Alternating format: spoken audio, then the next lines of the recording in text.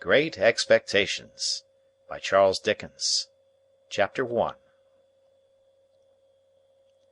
My father's family name being Pirrip, and my Christian name Philip, my infant tongue could make of both names nothing longer or more explicit than Pip.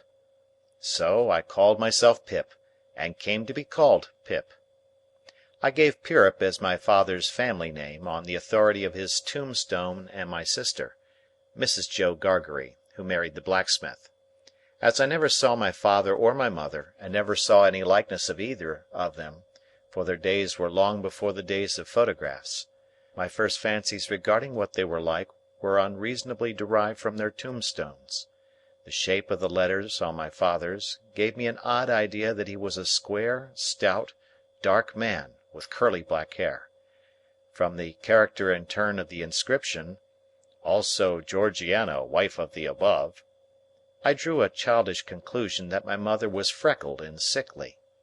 To 5 little stone lozenges, each about 1.5 feet long, which were arranged in a neat row beside their grave, and were sacred to the memory of 5 little brothers of mine, who gave up trying to get a living exceedingly early in that universal struggle, I am indebted for a belief I religiously entertained, that they had all been born on their backs with their hands in their trouser pockets, and had never taken them out in this state of existence.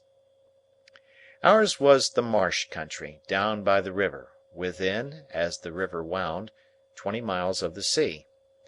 My first most vivid and broad impression of the identity of things seems to me to have been gained on a memorable raw afternoon towards evening.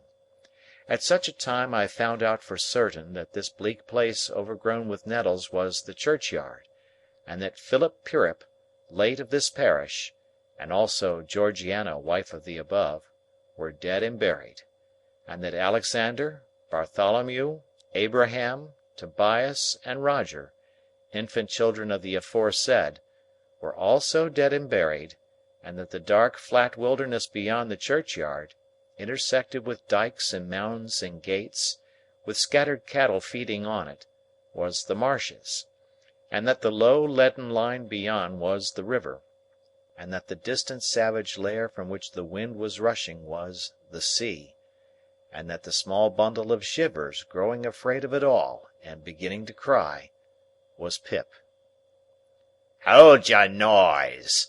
cried a terrible voice, as a man started up from among the graves at the side of the church porch. "Keep still, you little divil, or I'll cut your throat!" A fearful man, all in coarse grey, with a great iron on his leg. A man with no hat, and with broken shoes, and with an old rag tied round his head. A man who had been soaked in water, and smothered in mud, and lamed by stones, and cut by flints, and stung by nettles, and torn by briars, who limped, and shivered, and glared, and growled, and whose teeth chattered in his head as he seized me by the chin. "Oh, don't cut my throat, sir!" I pleaded in terror. "Pray don't do it, sir!" "Tell us your name," said the man. "Quick!" "Pip, sir." "Once more," said the man, staring at me. "Give it mouth." "Pip. Pip, sir." "Show us where you live," said the man. "Point out the place." I pointed to where our village lay, on the flat inshore among the alder trees and pollards, a mile or more from the church. The man, after looking at me for a moment, turned me upside down, and emptied my pockets. There was nothing in them but a piece of bread. When the church came to itself, for he was so sudden and strong that he made it go head over heels before me, and I saw the steeple under my feet. When the church came to itself, I say, I was seated on a high tombstone, trembling while he ate the bread ravenously. "You young dog," said the man, licking his lips, "what fat cheeks you ha' got!" I believe they were fat, although I was at that time undersized for my years, and not strong. "Darn me if I couldn't eat 'em," said the man, with a threatening shake of his head, "and if I haven't half a mind to it." I earnestly expressed my hope that he wouldn't, and held tighter to the tombstone on which he had put me, partly to keep myself upon it, partly to keep myself from crying. "Now look'ee here," said the man. "Where's your mother?" "There, sir," said I. He started, made a short run, and stopped and looked over his shoulder. "There, sir," I timidly explained. "Also Georgiana. That's my mother." "Oh!" said he, coming back. "And is that your father along o' your mother?" "Yes, sir," said I. "Him too, late of this parish." "Ha!" he muttered then, considering.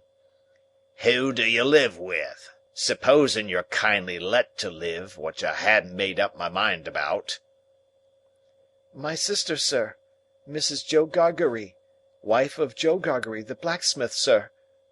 "Blacksmith, eh?" said he, and he looked down at his leg.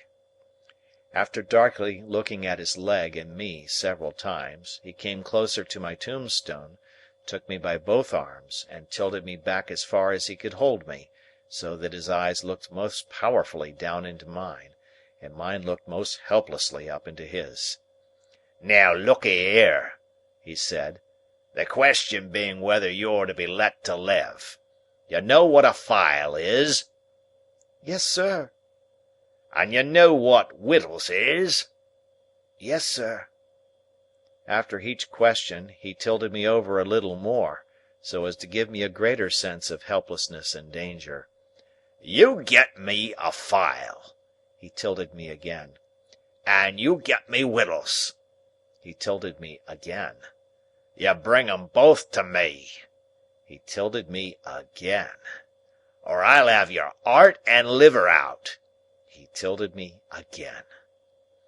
I was dreadfully frightened, and so giddy that I clung to him with both hands, and said, "If you would kindly please to let me keep upright, sir, perhaps I shouldn't be sick, and perhaps I could attend more." He gave me a most tremendous dip and roll, so that the church jumped over its own weathercock. Then, he held me by the arms in an upright position on the top of the stone, and went on in these fearful terms. "You bring me, to-morrow morning early, that file and them wittles. You bring the lot to me, at that old battery over yonder. You do it, and you never dare to say a word, or dare to make a sign concerning your having seen such a person as me, or any person soever, and you shall be let to live. You fail, or you go from my words in any particular, no matter how small it is, and your heart and your liver shall be tore out, roasted, and ate. Now, I ain't alone, as you may think I am. There's a young man hid with me, in comparison with which young man I am an angel. That young man hears the words I speak. That young man has a secret way peculiar to himself of getting at a boy, and at his heart, and at his liver. It is in vain for a boy to attempt to hide himself from that young man.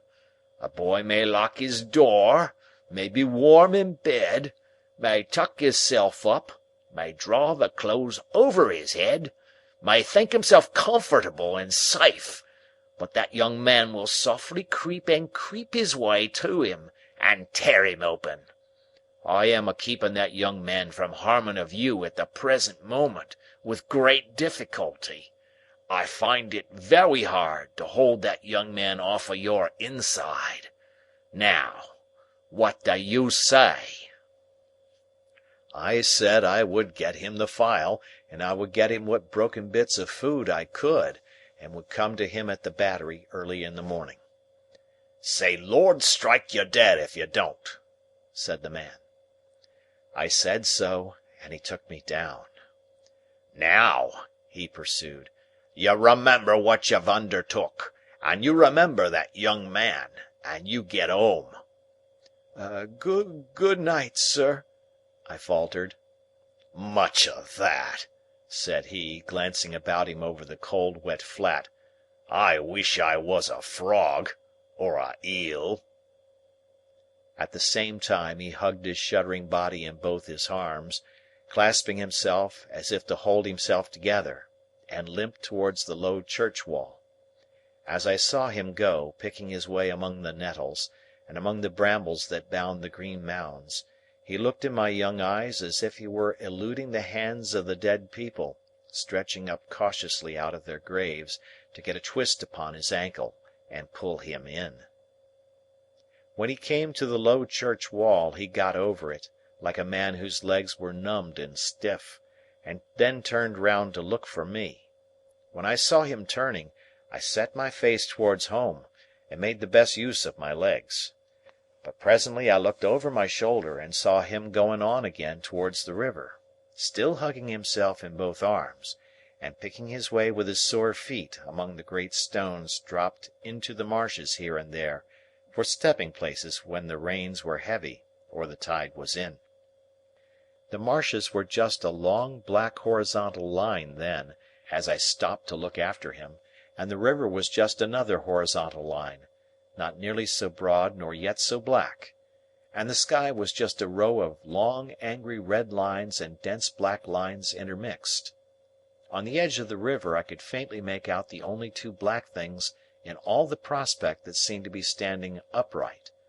One of these was the beacon by which the sailors steered, like an unhooped cask upon a pole, an ugly thing when you were near it; the other, a gibbet, with some chains hanging to it which had once held a pirate. The man was limping on towards this latter, as if he were the pirate come to life and come down, and going back to hook himself up again. It gave me a terrible turn when I thought so, and as I saw the cattle lifting their heads to gaze after him, I wondered whether they thought so too. I looked all round for the horrible young man, and could see no signs of him. But now I was frightened again, and ran home without stopping. End of chapter.